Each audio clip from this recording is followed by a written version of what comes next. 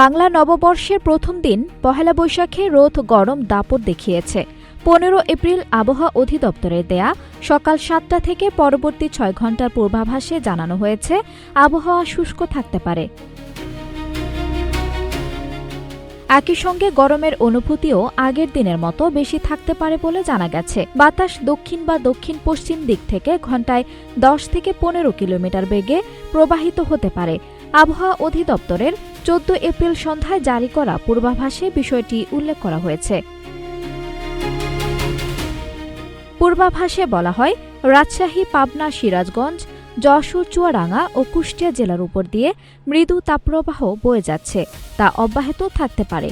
পাশাপাশি এই তাপপ্রবাহ বিস্তার লাভ করতে পারে।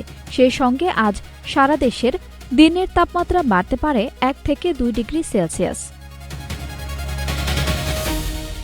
সারা দেশে মঙ্গলবার সর্বোচ্চ তাপমাত্রা ছিল রাজশাহীতে 37.6 ডিগ্রি সেলসিয়াস। আঞ্জুম হক আরবি, নাগরিক প্রতিদিন।